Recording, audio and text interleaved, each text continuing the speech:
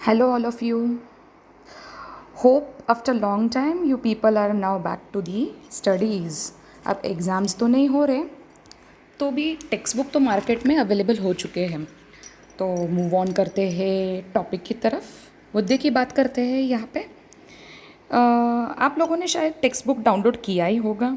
अगर नहीं भी तो आपके साथ मैं ये स्क्रीन शेयर करने जा रही हूँ. ओके तो अभी जो स्क्रीन शेयर करने जा रही हूँ उसमें हम लोग टॉपिक्स के बारे में एक शॉर्टली डिस्कस करते. देन हम लोग फर्स्ट चैप्टर की तरफ मूव ऑन करेंगे, that is rotational dynamics. Okay तो टॉपिक के बारे में बात करते हैं यहाँ पे. तो आप ध्यान से देखेंगे तो यहाँ पे टोटल कितने चैप्टर्स हैं? 16 चैप्टर्स. तो हर साल की तरह आपको पता है ये दो पार्ट्स में डिवाइड होता है, that is part first and part second, isn't it? तो यहाँ पे हम पार्ट फर्स्ट जो देखने जा रहे हैं, पार्ट फर्स्ट में टोटल 7 टॉपिक्स है. तो शुरू होता है रोटेशनल डायनामिक्स और एंड होता है यहाँ पे वेव ऑप्टिक्स की तरफ. सो 1 to लेके 7 तक इसको हम कहेंगे P1 पार्ट 1, और यहाँ से आगे जो भी है that is nothing but P2, मतलब इलेक्ट्रोस्टैटिक से लेके सेमीकंडक्टर डिवाइस तक. ठीक है, तो should we move on to the chapter now? So let us move on to the chapter, that is first chapter we are moving on, that is nothing but rotational dynamics. So let us talk about this chapter right now. तो children, हर एक chapter के ऊपर कुछ ना कुछ तो लिखा होता है. Do you know, can you recall? तो कुछ इस तरह से इस टॉपिक को शुरू करने से पहले इन लोगों ने कुछ बेसिक के बारे में पूछा है. तो चलो हम कुछ रिकॉल करते हैं बेसिक कंसेप्ट को जो हमने 11th स्टैंडर्ड में पढ़ा. ठीक है, उसमें से पहला सवाल इन लोगों ने क्या पूछा है? What is circular motion? तो बेसिकली हम अभी किसके बारे में बात करने जा रहे हैं? दैट इज़ सर्कुलर मोशन के बारे में बात करने जा रहे हैं. तो ठीक है, तो हम मूव ऑन होते. उसको अच्छे से जानने के लिए हम क्या करेंगे? एक पेज का सहारा लेंगे. अब पेज पर एक डायग्रामेटिक रिप्रेजेंटेशन दिखाएंगे जिससे ये कंसेप्ट और ज़्यादा क्लियर होता जाएगा आप लोगों को. तो ठीक है ना, शुरू करेंगे. चलो लेट्स मूव ऑन. सो हम बात करते हैं एक सर्कल की. ठीक है, ये हो गया आपका सर्कल. अब हम बात करते हैं, चलो फॉर एग्जाम्पल आप खुद को पकड़ो, साइकिल लेके आप इस ग्राउंड पर आए. ये सर्कुलर ग्राउंड है. ठीक है, अब आप ग्राउंड पर आए हो. ठीक है, अब ग्राउंड पर आए हो साइकिल लेके, तो अब भले ही वहाँ पे ऐसे ही मुंह नहीं देखते बैठेंगे, आप साइकिल को घुमाएंगे, इजंट इट? हाँ या नहीं? ऑब्वियसली घुमाएंगे. अब हम बात करते हैं, consider yourself as an particle. Consider yourself as an particle हो गया. ओके, तो आप मूव हो रहे हैं. ठीक है, along the circular path move होके वापस आप आपके पोजीशन पे आ गया. वापस आप मूव हो रहे हैं और वापस आपके पोजीशन पे आ रहे हैं. आप सोचोगे कि मैम कितनी बार मूव हो रही है? 2 बार तो मूव हो गए. असल में तो आप कितनी बार भी मूव ऑन कर जाए, पर अभी फ़िलहाल के लिए 2 बार मूव हो गए. चलो जाने दो. Let us go back to the concept again. So let us see to it. Actually I wanted to discuss with you the proper definition of a circular motion. So suppose consider this as an particle. Okay, so and this is nothing but the circular part. This particle is in rest condition. When it is in moving condition, it's in motion. Now this is the circular path. ध्यान से देखो, यहाँ पे मैं सारे words एक साथ जोड़ने जा रही हूँ. एक तो है पार्टिकल और दूसरा है पार्टिकल मूव हो रहा है, मतलब मोशन में है, और तीसरा है पार्टिकल मूव हो रहा है पर सर्कुलर पाथ पे. अब ये तीनों वर्ड को हम जोड़ेंगे और बनाएंगे डेफिनेशन. तो डेफिनेशन हुआ, when the particle moves along the circumference of the circle, That motion of a particle is nothing but known as circular motion. समझ में आया? I repeat, when the particle moves along the circumference of the circle, its motion, or you can, the motion of that particle is nothing but the circular motion. So note it down. Let us note it down that. Okay.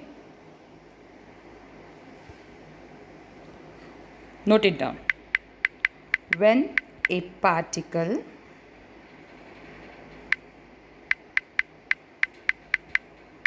moves along the circumference of the circle,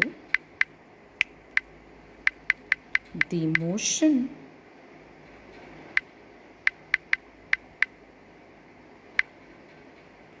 of the particle along the circular path is called as circular motion. ठीक है, इसको हमने save कर लिया. ये हो गया पहला पॉइंट आपका इस टॉपिक का. अब हम मूव ऑन करते हैं इसके एग्जाम्पल की ओर. तो ऐसा कोई एग्जाम्पल आप रिकॉल करके देख सकते हैं. आप प्रीवियस टॉपिक को वापस रिकॉल करेंगे तो आपको ऐसे बहुत से एग्जाम्पल मिल जाएंगे. इसका पहला एग्जाम्पल आप cyclist moving along the circular path ऐसा भी ले सकते हैं. इसका दूसरा एग्जाम्पल ले सकते हैं आप motion of a tip of the blade of the fan. इसका तीसरा एग्जाम्पल भी बात करेंगे हम लोग, motion of a tip of the minute hand, hour hand, second hand. अगर आप घड़ी को ध्यान से देखेंगे तो उसमें आवर हैंड्स भी होते हैं, सेकेंड हैंड्स भी होते हैं एंड मिनट हैंड्स भी होते हैं, isn't it? And it is moving, its tip is moving along the circular path, isn't it? तो ये हो गया सर्कुलर मोशन. अब इसमें थोड़ा सा मिर्च मसाला डालेंगे हम लोग, एडअप करेंगे तो और एक डेफिनेशन बनता है. तो एडअप करेंगे मिर्च मसाला मतलब और एक ऐड करेंगे तो यहाँ पे डेफिनेशन दूसरा कौन सा बनता है. तो यहाँ पे एक नेक्स्ट डेफिनेशन हम जो डिस्कस करने जा रहे हैं वो है uniform circular motion. Okay, uniform circular motion which we usually say in short form as UCM. आपको याद होगा, isn't it? तो हम अब यूनिफॉर्म सर्कुलर मोशन के बारे में बात करने जा रहे हैं. ओके, तो चिल्ड्रन अब हमने यहाँ पे क्या देखा था डेफिनेशन में, when a particle moves along the circumference of the circle, the motion of the particle along the circular path is called as circular motion. isn't it? Isn't it? समझ में आया? Motion of a particle along the circular path is called as circular motion. आ गया ना. अब हम बात करते हैं UCM के बारे में, that is uniform circular motion. अब इसमें हम एडअप क्या कर रहे हैं वर्ड, वो है यूनिफॉर्म स्पीड. अब ये कहाँ पे डालेंगे ये बताएंगे. ओके, सो चिल्ड्रन यहाँ पे आपको डायग्रामेटिक रिप्रेजेंटेशन वापस से दिखाते हैं. ठीक है,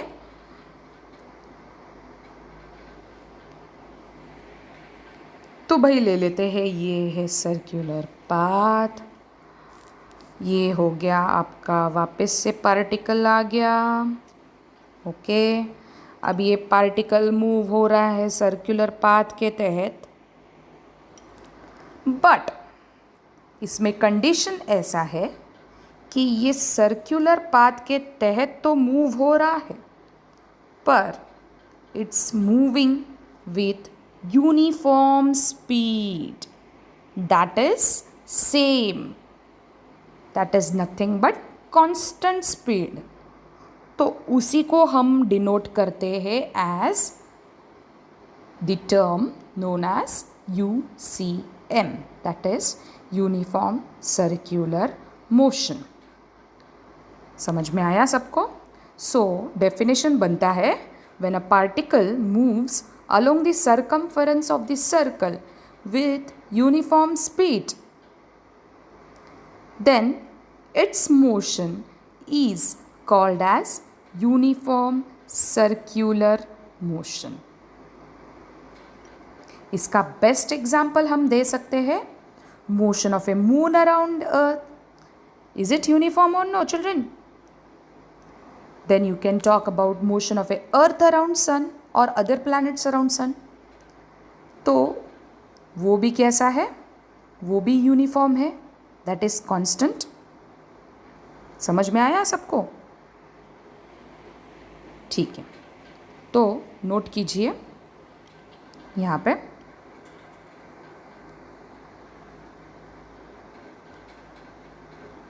तो when a particle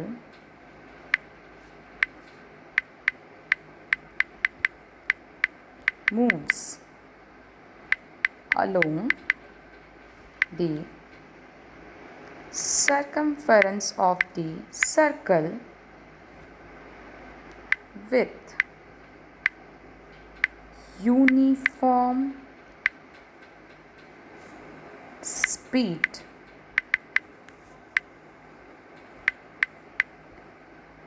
its motion is called as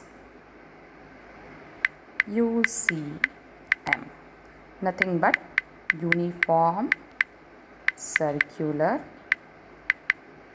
motion. Got it? Is that clear?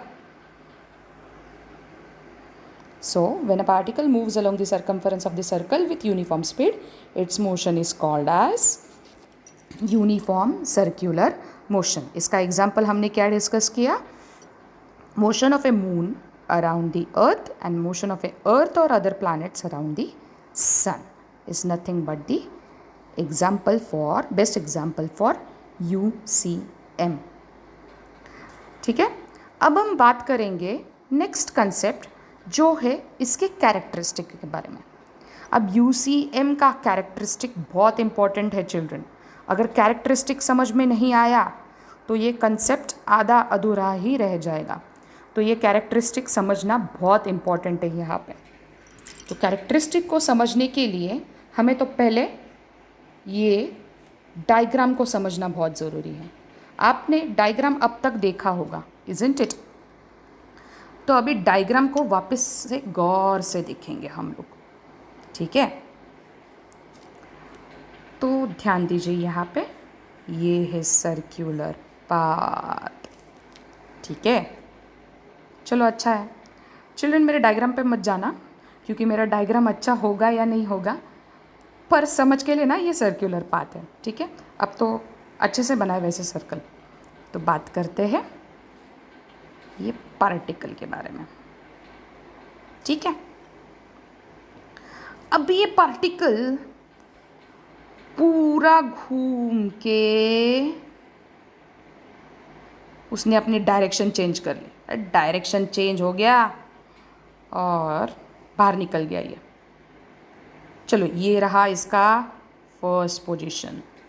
अब वापस बात करते हैं। ये पार्टिकल घूमा, यहाँ पे आया, यहाँ से इसने अपना डायरेक्शन चेंज कर दिया, ठीक है? गया बाहर।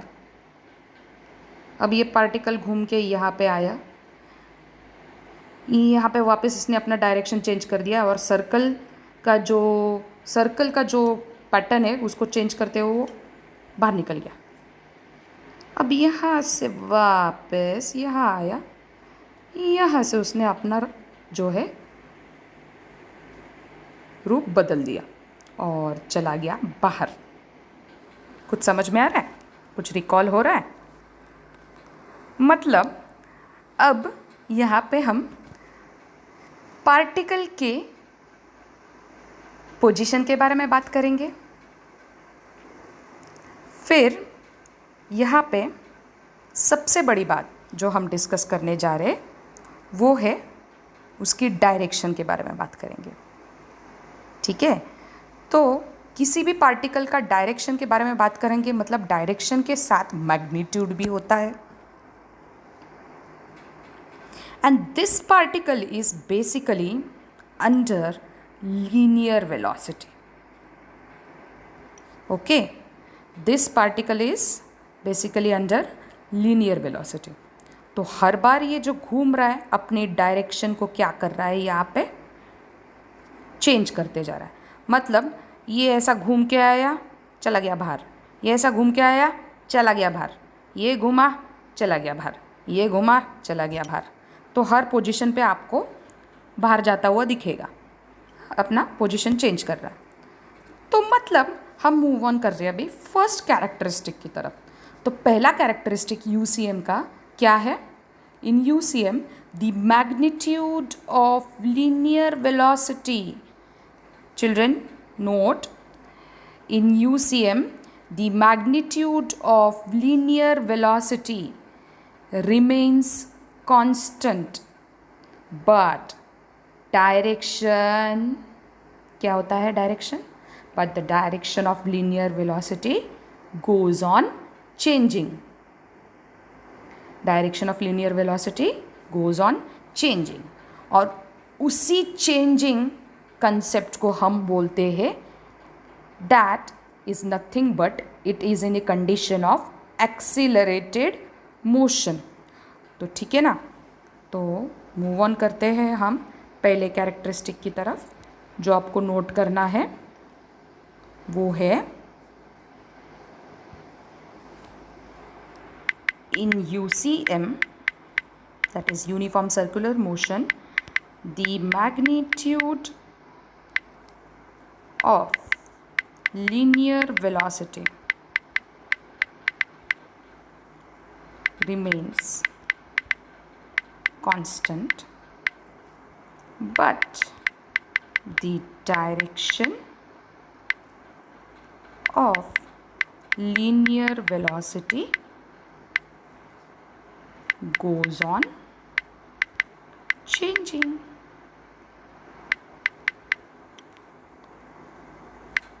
It is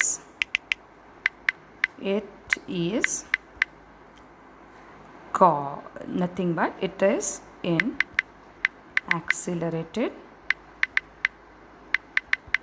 motion. Okay,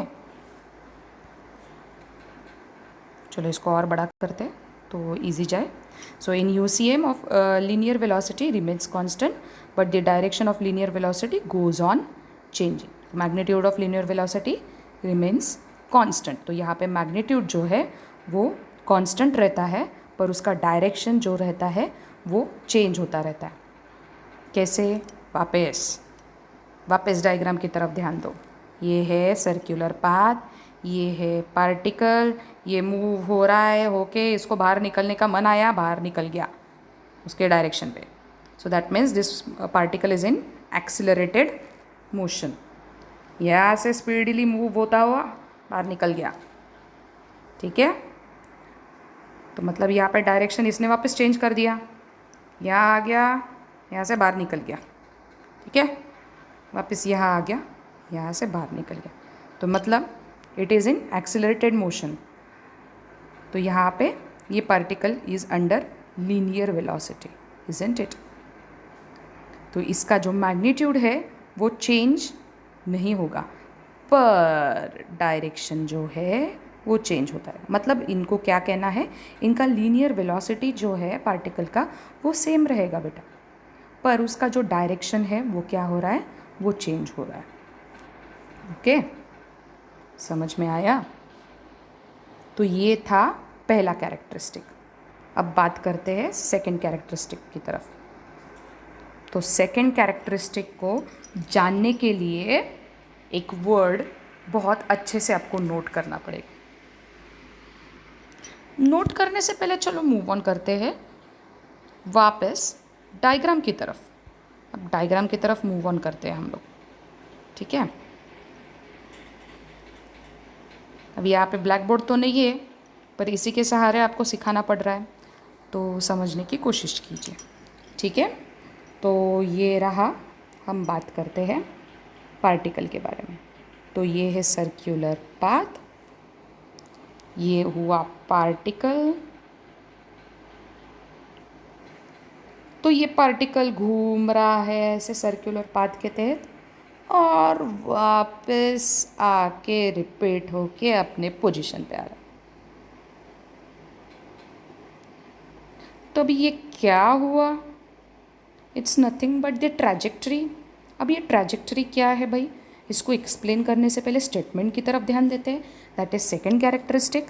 तो सेकेंड कैरेक्टरिस्टिक है बच्चों, वो है during the motion of a particle, or you can say during the motion, particle repeats its path along the trajectory. अब ये particle repeats its path along the trajectory means what? What is trajectory? भाई trajectory अब नया word है, तो इसके बारे में बात करना तो ज़रूरी है। तो भाई trajectory is nothing but motion of the object along the curved path. motion of the object, ये है object, तो ये motion में है, isn't it? So motion of an object along the curved path, ये कौन सा path है? ये curved path है। ये कौन सा path है? curved path in space और circular path। curved path or circular path in space is nothing but the trajectory। समझ में आया trajectory का मतलब? So during the motion, I repeat, यहाँ पे आपका second characteristic जो है, during the motion the particle repeat its path along the trajectory। okay, तो particle repeats its path along the trajectory। this is your second characteristic. इसको note करना बहुत ज़रूरी है, तो हम इसको नोट करेंगे अभी one by one. So children, whatever I am saying, just note it down, because these are the basic concept which is going to help you out to understand this chapter much better. If your basics are not clear, then it is difficult. Okay, and whatever doubts you have, you can clear it out.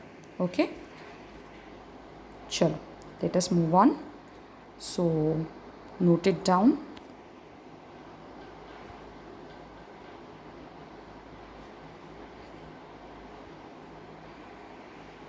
Okay, चलो colour ले लेती हूँ। Okay,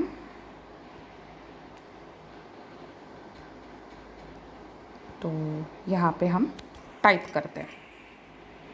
second characteristic is that is during the motion particle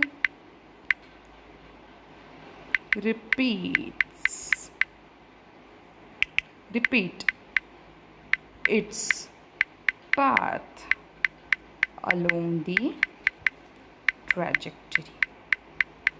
उसी में note करो children नीचे, what is trajectory. Trajectory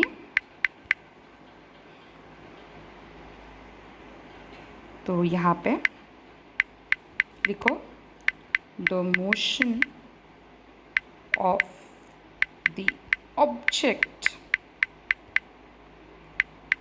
along the curved path in space is trajectory। You can also write over here curved path or circular path। Okay,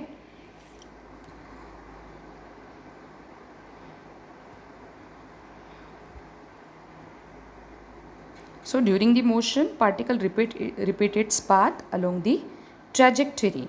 the motion of an object along the curved path और circular path in space is nothing but the trajectory.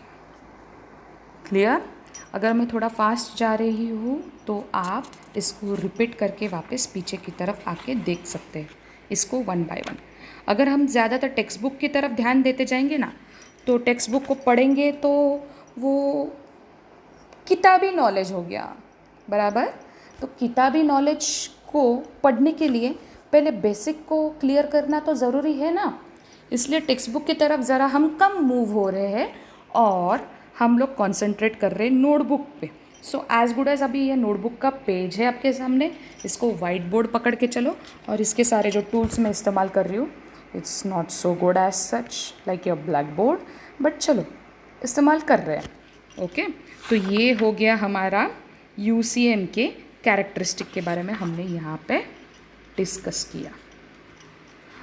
अब यहाँ पे सबसे important notation हम लेने जा रहे हैं वो है यूसीएम का सबसे इम्पोर्टेंट पार्ट।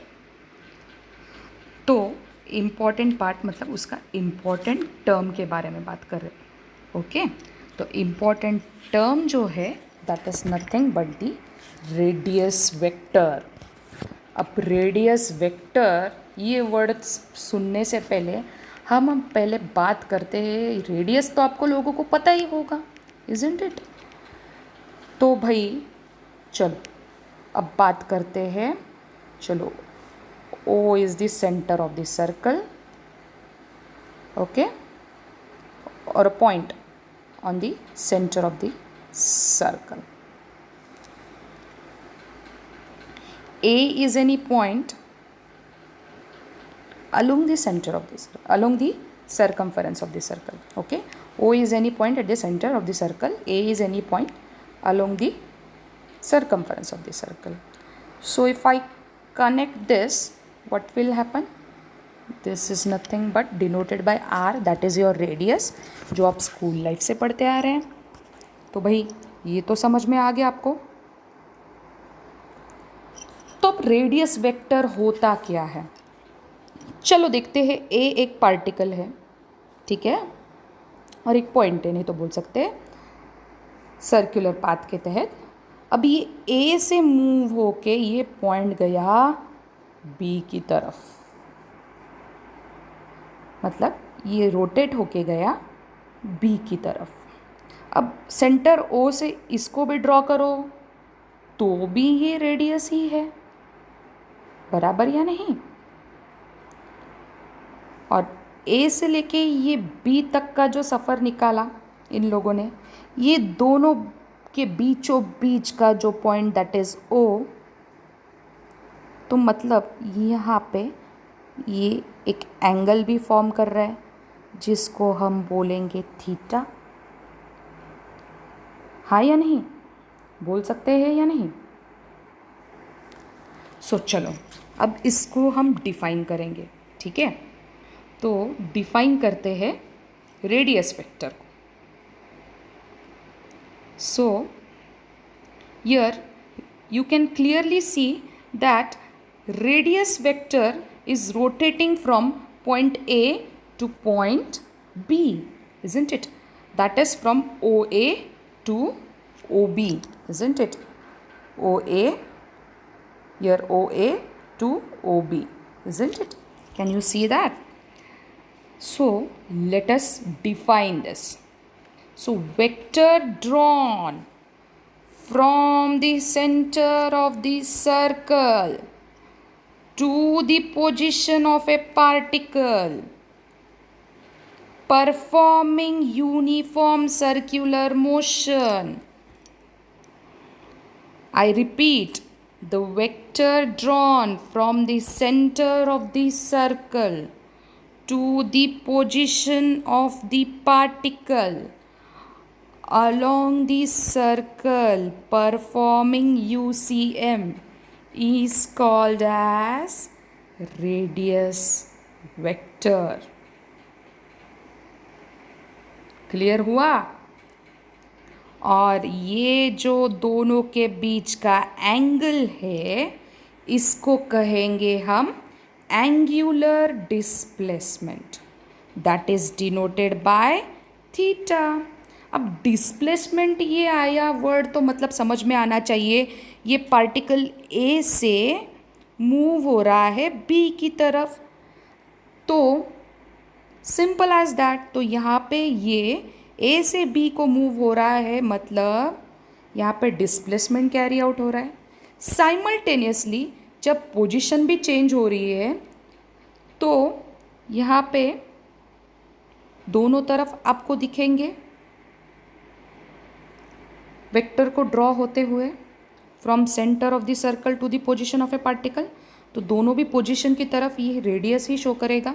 तो ये दोनों के बीच का जो एंगल है वो क्या कहलाएगा, वो है एंगुलर डिस्प्लेसमेंट। हम जाएंगे एंगुलर डिस्प्लेसमेंट की तरफ जाएंगे, पर रेडियस वेक्टर को समझना बहुत ज़रूरी था यहाँ पे, इसलिए बात कर रहे हैं रेडियस वेक्टर के बारे में। So remember one thing more important, radius vector is always directed away from the center to the position of a particle. See, it's always directed away from the center of a particle to the position of a particle, from the center to the position of a particle. Okay, ये ध्यान में रखना है। तो अब हम इसको erase करते हैं। डायग्राम तो समझ में आया ही होगा आप लोगों को। तो हम बात करते हैं अभी यहाँ पे डेफिनेशन के बारे में जो आपको नोट करना है।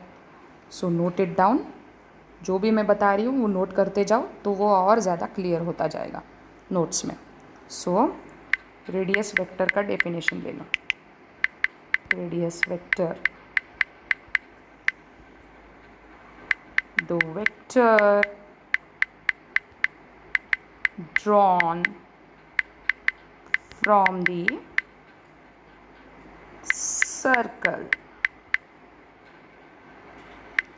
to the, from the circle नहीं, center of the circle to the position of the particle along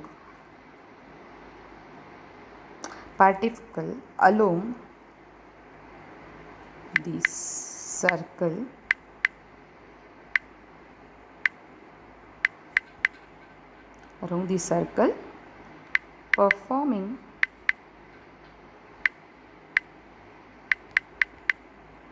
UCM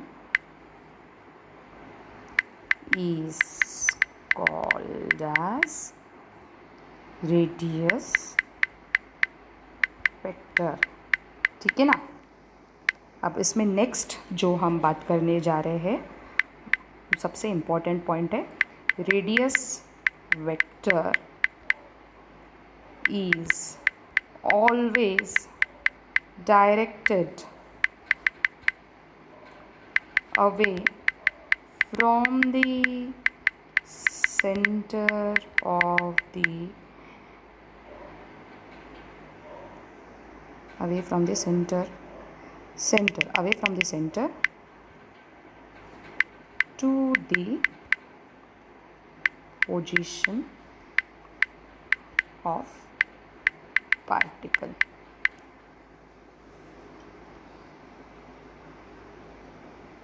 थोड़ा कलर भी चेंज हो गया और टॉपिक का मेन पॉइंट जो है रेडियस वेक्टर वो भी डिफाइन हो गया। तो यहाँ पे the vector drawn from the centre of the circle to the position of a particle along the circle performing UCM is called as radius vector. So radius vector is always directed away from the center to the position of the particle. समझ में आया? अगर fast जा रहे हैं तो आप वापस इसको रिवाइंड कर सकते हैं, रिवाइंड करके देख सकते हैं। ठीक है।